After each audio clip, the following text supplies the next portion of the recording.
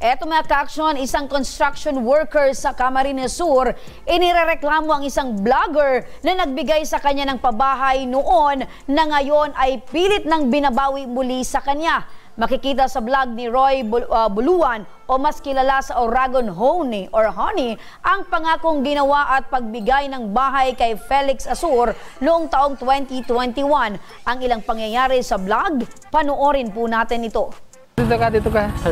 Ate Basyon, pinapunta talaga kita dito. Tapos, alam kung bakit.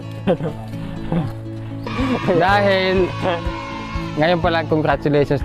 Alam mo yung kung anong surprise namin sa inyo? Hindi ko alam ang surprise. Yung bili nating materyales, sa inyo yun. Bahay niyo yung itatayo natin, hindi yung bahay namin. Oo nga, bahay niyo yung ipapatayo natin, hindi yung bahay namin. Bakit? Ayaw mo? Ano ba? Binili nating materyales para sa inyo yun. Bahay nyo yung gagawin.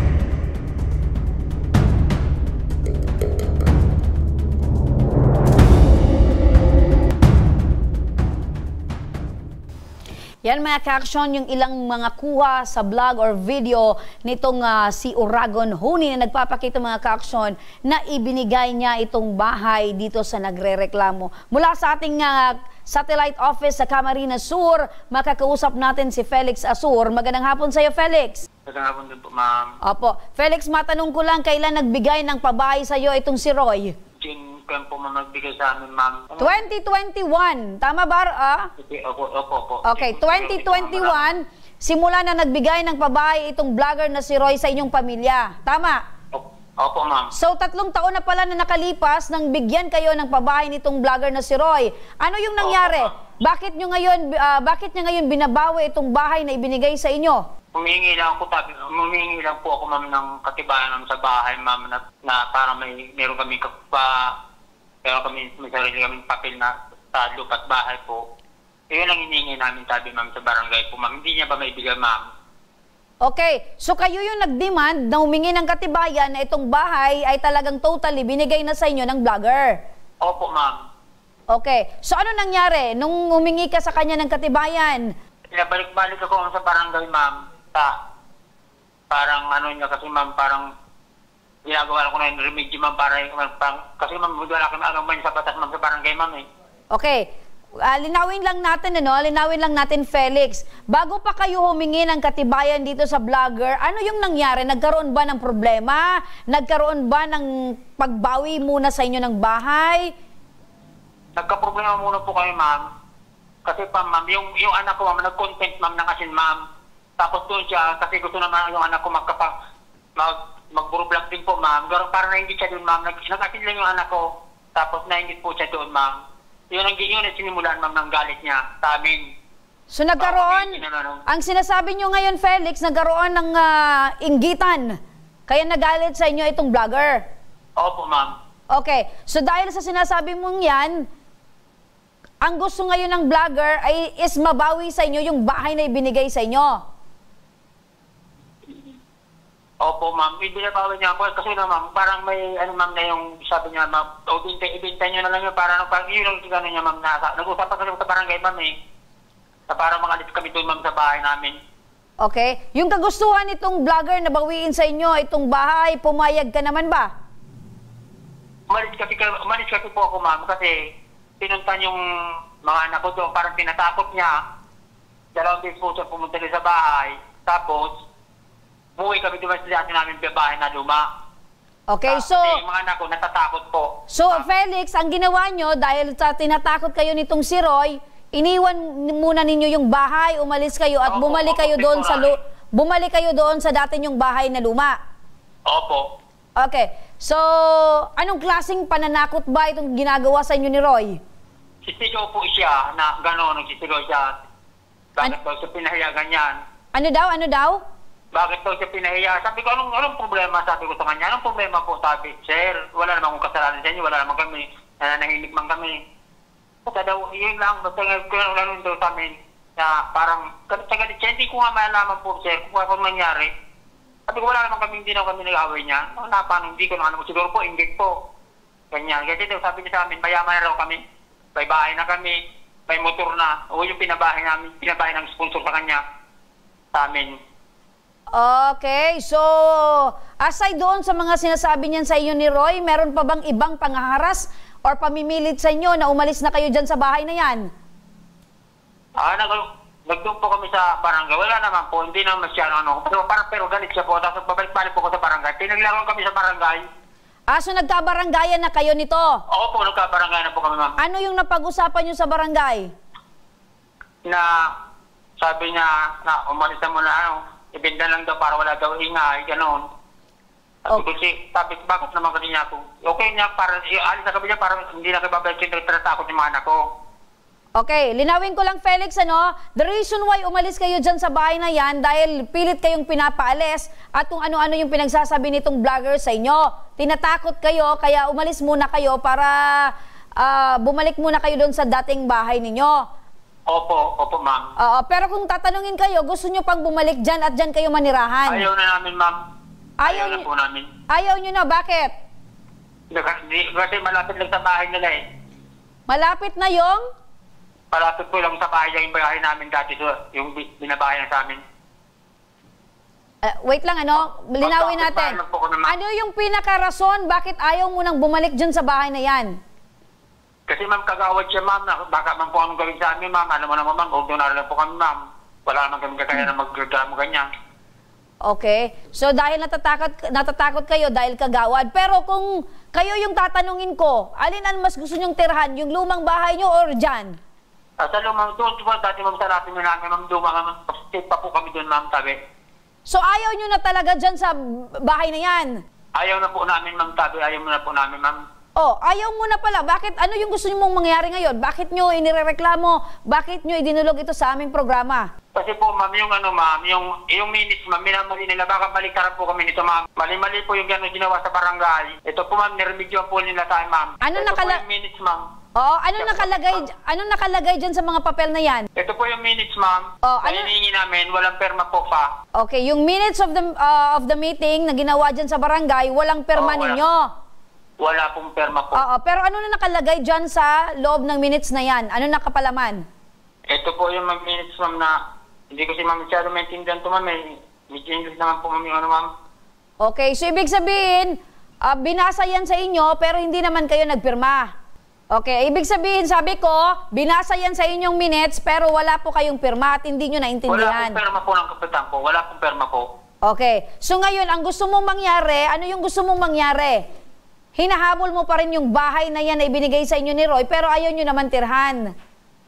Ayaw mo na lang pong tirhan po kasi ma'am, natatakot ako baka yung mga anak ko, baka yun lang inilapit namin po sa programa niyo po na ma'am. Kaya nga, ayaw nyo nang tirhan. So, ano pa yung hinahabol nyo dyan sa bahay na yan? Ito po, ma'am, may bayaran kasi po siya ma'am, sa minutes po ma'am. Meron siyang babayaran? Oo, ito po sa barangay na. Meron siyang babayaran dahil yung bahay na yan ay meron na kayong mga ipinaayos or mga ginastos dyan. Opo, ma'am. Ako pa po ma'am gumawa. Okay, tulad ng mga ano? Bumili po ako ng mga materialis ma'am. Mga materyales para mas mapaganda yung bahay. Sa amin pa po buhangin, kami lahat gumawa. Ako pa po gumawa. Okay. So, pero kung wala nang panghaharas, wala nang takot na gagawin etong si Roy sa inyo, gugustuhin mo pa rin ba na tumira dyan sa bahay na yan? Ayaw na namin po, ma'am. Pabayaran na po kami kapag wala namin ito, ma'am. Okay, so ang habol nyo ngayon ay yung mga binili nyong materyales, mga ginastos nyo dyan, then ibibigay nyo na kay Roy at bahala na si Roy kung ano yung gagawin dyan sa bahay. Bigbitin talaga po, pagpabenta namin po, nag-usap ako sa barangay. So nag-usap kayo sa barangay na... Niya po. Nag-usap kayo sa barangay na ibebenta nyo na lang yung bahay? Oo. Nasa magkano naman yung halaga ng napag-usapan ninyo? Oo, okay naman yan. Sana po usapan namin. Kasi lang po, mga 1 year na po, hindi naman po nag-asikaso. Kaya nga, nasa magkano naman yung halaga na napag-usapan nyo sa barangay? Dati mga 100, ma'am. Ngayon, nagtawad naman po siya. Mag-iisa ng 40 lang. Yung libor ko lang daw po yan, ma'am. Okay, so eto para mas maging malinaw yung usapin nito, para mabigyang linaw etong reklamo nasa kabilang linya ng telepono ngayon, etong si Roy Buluan, ang vlogger na kilala sa Oragon Honey. Magandang hapon sa iyo, Roy. Magandang hapon po, ma'am. Matanong ka lang namin, Roy, totoo bang nagbigay ka ng libreng pabahay noong taong 2021 para dito kay Felix Asor at sa kanyang pamilya? Yes po. Bakit mo naman binigyan sila ng pabahay? Since 2019 po, ma'am, talagang ang content ko po talaga pagtulong. Aha. As a vlogger po, gusto kong makatulong sa mga kababayan po natin dito. Ngayon, etong si Felix ay isa sa mga beneficiaryo mo sa iyong mga tinutulungan. Eto bang si Felix Yes po, ay dati mo ng kaibigan, kakilala? Paano mo sila nakilala? Dati na po kasi siya po, halos karamihan po ng mga pinapabahay po namin, siya po yung gumagawa. Ang kapatid ko tapos yung mga kasamahan nila. Hindi ko pa po sila naiba-vlog. Nagtatrabaho na po talaga sa akin yan. Ayun, so matagal na ninyong, kumbaga, trabahador. Yes po. Okay. So, matanong ko lang din, Felix, ito bang mga tinutulong mo sa mga tinutulungan mo sa mga content, saan galing yung mga perang binibigay mo sa kanila or itinutulong? Yung galing po yan sa sponsor ko na gusto pong tulungan ang pamilya pong naiba-vlog ko. So doon po ako kumukuha ng mga gagastusin, tulad po ng papabahay at iba pang kailangan na tulong ng ating mga kabayan po. Bakit makalipas ang 3 taon ay binabawi mo na raw yung bahay na binigay mo sa kanya? Ganito po yan, ma'am. Lilinawin ko din po yung mga aligasyon ni Felix sa akin. Wala akong pananakot na nangyari, ma'am. Gawa-gawa na lang po nila yan. Ito po yung nangyari. May nakakaaway po yan dito. Dalawa po silang tinutulungan ko dito, ma'am. Magkatabing bahay po sila. Bulag po yung babae. Nakaaway po nila, pinatulan po nitong asawa niya. Sa madaling sabi po, nagkasabunutan yung dalawa. Okay. Tapos? Siyempre po, ako po yung tumutulong sa kanila, so namagitan po ako, kinausap ko po sila parehas. Yung pinupunto ko po sa kanila, bakit bulag na, pinatulan pa, na pwede namang iwasan ng asawa niya. So yun po yung dahilan, hindi po yung sinasabi niya na nag-content yung anak niya. Wala pa po yun. Wala pa yun. So yun po yung umpisa, may nag-away po yan dito na kapitbahay nila. So, namagitan lang ako.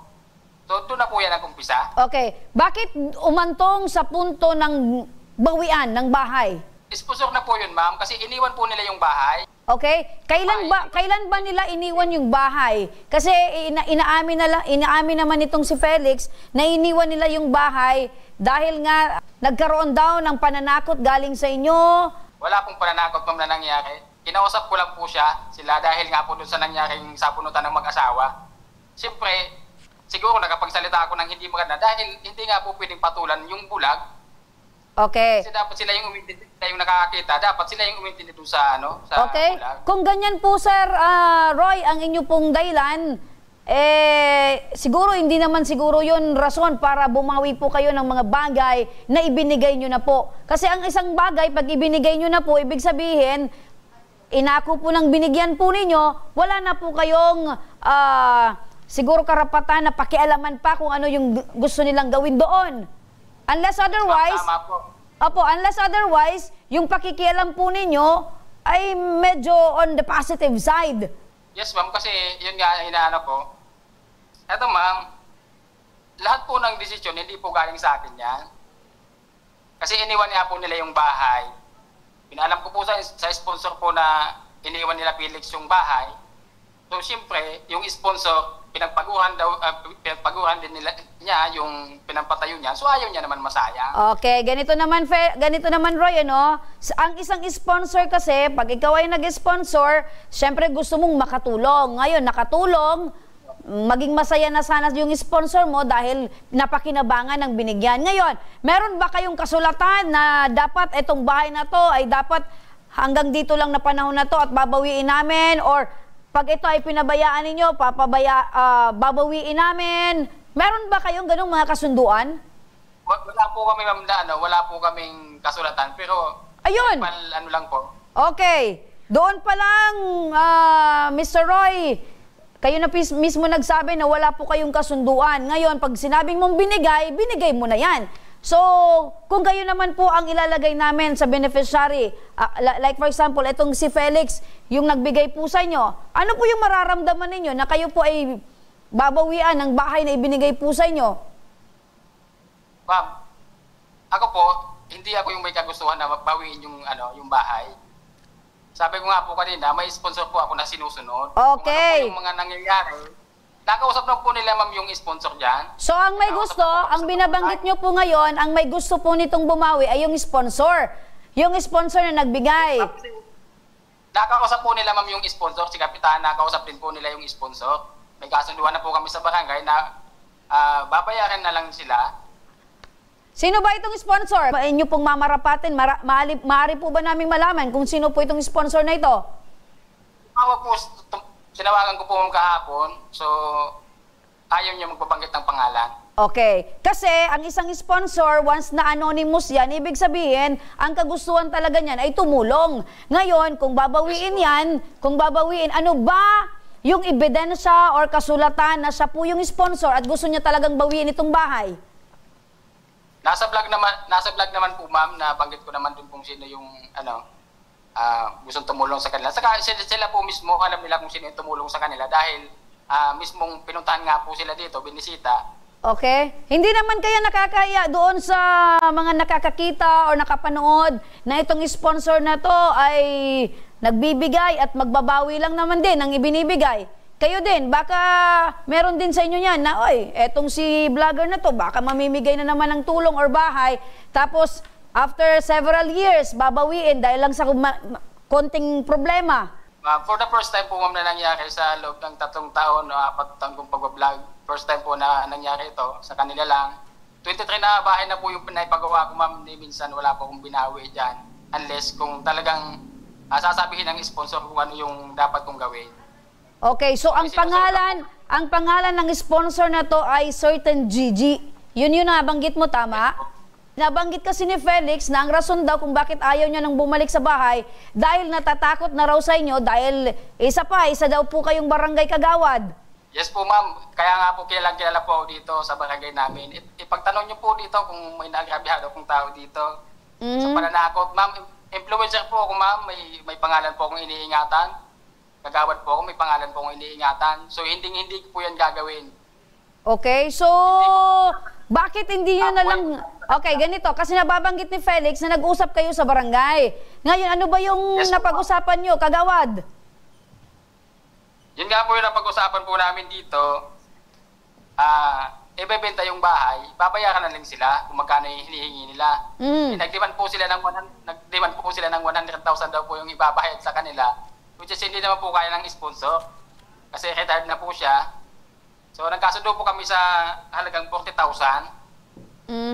Kasi sabi naman itong si Felix, meron naman talaga silang mga biniling materyales, inayos naman nila yung bahay. So talagang nagbitaw din sila ng pera. Ngayon, syempre kailangan nyo mag-meet halfway. Kung gusto mo talagang bawiin, babayaran mo talaga yung mga ginastos. Ngayon, aside ba doon sa pabahay, Felix? Aside ba doon sa mga sa tulong na pabahay, Roy? Ano pa ba yung naitulong mo sa kanila? Mga maliliit na bagay na lang po yun, ma'am. Focus na lang po tayo siguro sa pabahay sa kanila. So, okay. So, first time ito sa history ng vlogging, na isang beneficiaryo ng pabahay ay binabawian ngayon ng bahay dahil sa mga rason na ganito. Sige, para sa legal na aksyon, makakausap natin sa kabilang linya ng telepono si Attorney Jesus Lapus. Magandang hapon po, Attorney Jess. Magandang hapon po. Apo. Lahat ng tagapakinig ninyo. Attorney Jess, eto po, ibang-iba po ito sa istorya ng vlogging kasi beneficiaryo versus vlogger na nagbigay po ng pabahay sa kanila. Ngayon, basado po dito sa vlogger, wala pong kasulatan o pinirmahan or kasunduan na eto pong bahay na to ay pag iniwan, inabandona, or hindi na tinirahan, or ano pa man na rason, ay pwede pong bawiin sa kanila. Ngayon, ano po ba yung nakasaad sa batas patungkol po dito sa sitwasyon na kinakaharap ngayon nila Felix at eto pong si Roy? Base po kasi sa batas, the accessory follows the principal po, no? Meaning po, kung ano po yung mga improvements na nilagay ng isang tao sa isang property, kung sino po yung owner ng property, siya rin may magmamayari ng accessory. Pero in this case po kasi, I believe si Mr. Azor po kasi is, siya po ba ang gumawa ng mga improvements, including ng bahay po, no? Sa mismong property. Tama po ba? According po dito kay Felix, siya mismo daw po yung gumawa ng improvement dito po sa property na ibinigay po nitong si Roy. Opo. So, yun nga po,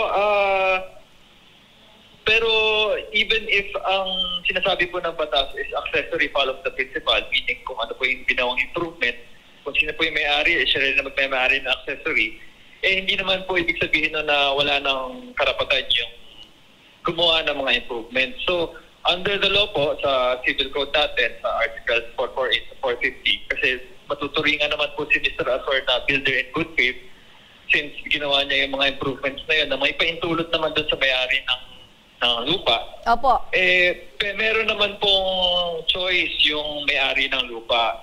Ang choices niya po is either bayaran niya yung si Mr. Azor ng lahat ng ginastos niya na ginawa niyang improvements doon sa yung value ng improvements na ginawa niya doon sa property, or pwede niya rin i-compel si Mr. Azor na bayaran yung buong property kasama na yung lupa kung may kaya siya, kung may kakayanan siyang gawin yon. And pwede rin niya rin pong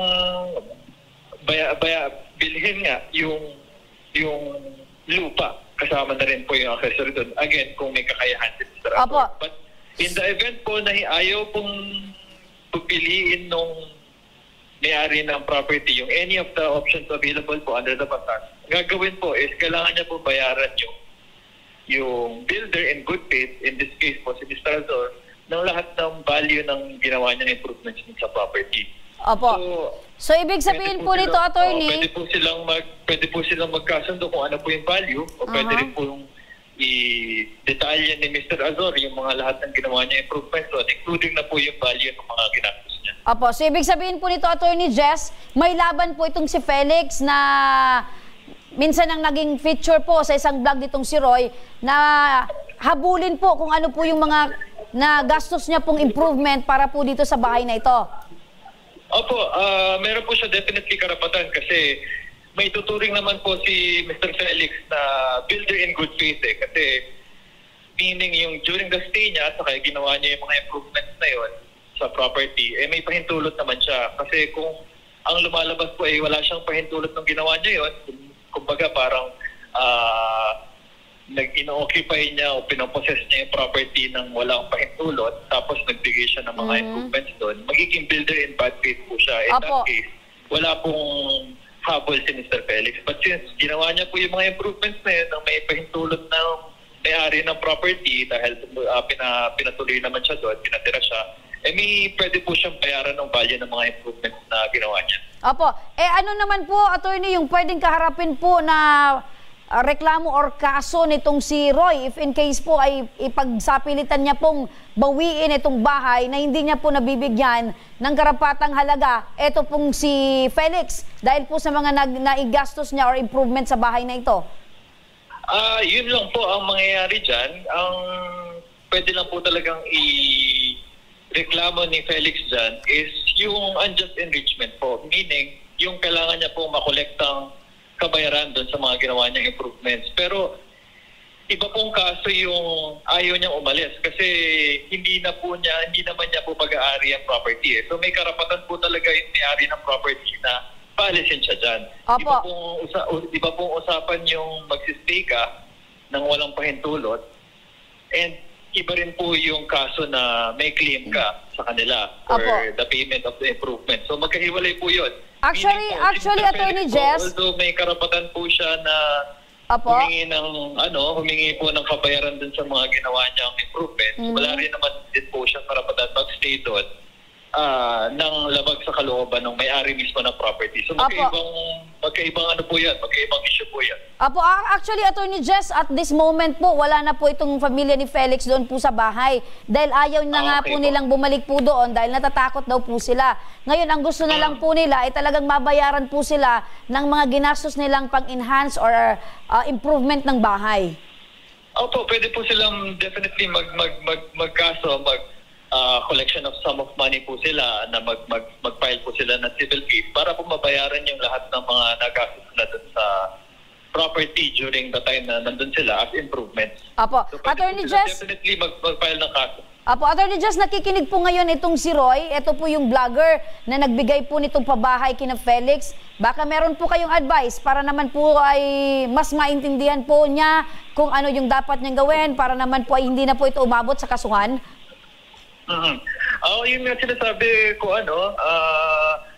si Mr. Roy, siguro mas maganda kung pag-usapan niyo na lang yan kasi syempre at the end of the day, pinahintulutan niyo naman yan na tumira dyan. Tapos malinaw naman yung batas na anything na gawin dyan, improvement sa property,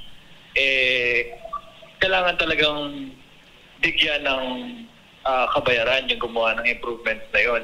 Kasi builder in good faith naman ito si Mr. Felix and may pinagsamahan naman kayo before, magkaayos naman kayo. So, bigyan na lang natin yung nararapat at yung karapatan ng isang party para maiwas na yung pagawaan. Kasi ang mangyayari dyan, magkasamahan pa kayo, mas malaki pang gulo yan, mas malaki pang gastos. So, mas mabuti talaga kung aralin na lang natin, tingnan na lang natin yung karapatan ng isa't isa at magkaayos na lang. Ayun. So, mag-usap na lang sila at mag-meet sila halfway kung ano yung obligasyon ng isa at ano naman yung karapatan ng isa para naman ay hindi na umabot pa ito sa kasuhan. Maraming salamat po sa inyo, Attorney Jess. At syempre, malinaw po sa amin yung mga karapatan at halaga po ng isa't isa para naman po ay magkaroon po sila ng pagkakaintindihan sa bagay na ito. Maraming salamat po, Attorney Jess Lapus. Maraming salamat din po and magandang hapon. Apo. So, balikan natin itong si Roy at si Felix. Roy? Yes po, ma'am. Apo, Roy, napakinggan mo itong si attorney, ano, na mas maayos na or mas maganda kung mag-usap kayo sa barangay para magkaroon kayo ng formal na kasunduan. Yes, ma'am. Nag-usap, nung nakarang linggo po sana, may usapan kami sa barangay, kaso hindi lang po sila sumipot. Okay, so may usapan kayo sa barangay. Okay. Ano ba yung last nyong napag-usapan sa barangay? Nasa magkano ba yung halaga na gusto nyong ibalik sa kanya para naman doon sa paggastos nila, pagbili ng mga materyales sa bahay na yon? Yung usapan po namin, ma'am, 40,000. 40,000. Nag-okay naman ba sila sa 40,000? Opo, andito nga po sa, nag-okay naman po sila. Ito naman sa minutes na hiningi ko dun sa barangay. Umukay na po sila sa 40,000. Aha. So umokay sila pero yan pala yung sinasabi nitong si Felix. Yan pala yung sinasabi nitong si Felix na hindi naman sila pumirma. So ibig sabihin hindi pa siguro sa kanila okay na 40,000 lang yung ibabalik nyong halaga. Hindi naman po sila siguro kailangan pumirma dito, ma'am, kasi kung makita niyo po dito sa yung sekretary lang po yung nagpirma tapos si barangay captain. Tapos ayan, sekretary po. Okay. So, ganito na lang, Felix, at Roy. Andyan ba si Felix? Ma'am. Okay, Felix, napakinggan mo si Attorney Jess. Kailangan na lang ninyong mag-usap nitong si Roy para naman ay maging malinaw sa inyo yung inyong kasunduan. Ngayon, ang sinasabi ni Attorney Jess, meron kayong karapatan na mabayaran kung ilan man yung mga ginastos ninyo. At ito namang si Roy, ay kailangan ibigay sa inyo yung mga ginastos nyo dahil pag naibigay yon, sige, kung ano yung gusto niyang gawin doon sa bahay, ay karapatan niya na yon.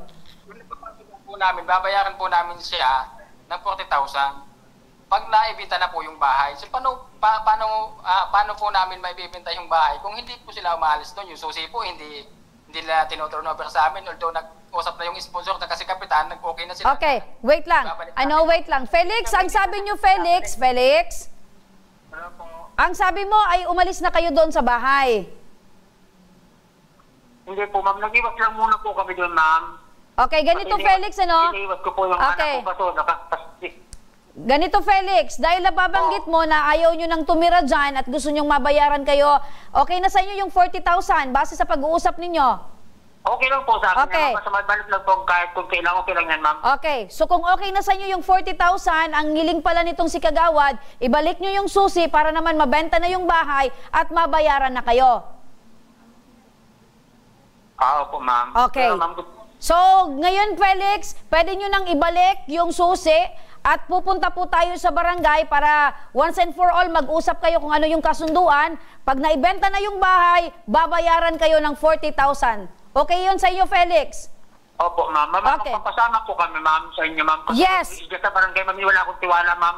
Okay, wag kayong mag-alala, Felix, dahil sasamahan kayo ng aming team para kayo ay mag-usap sa barangay. At ito naman si Sir Roy. Roy? Okay, nangangako ka ba na once na naibenta na yung bahay ay mababayaran mo sila ng 40,000? Yes, ma'am. Ayun. Yes, ma'am. Ayaw ko pong sirahin yung kasunduan po namin. Totoong tao po kami nakikiusap. Okay. Pag-usap lang sila po sa amin ng maayos. Wala pong problema. Okay, very good naman pala nito si Roy. Sige, Roy, at sasamahan kayo ng aming team para kayo ay mag-usap sa barangay at magkaroon kayo ng kasunduan para naman yung hinihiling nitong si Felix ay maibigay nyo at the same time, yung bahay na yan ay maibenta nyo na. Maraming salamat, Roy and Felix.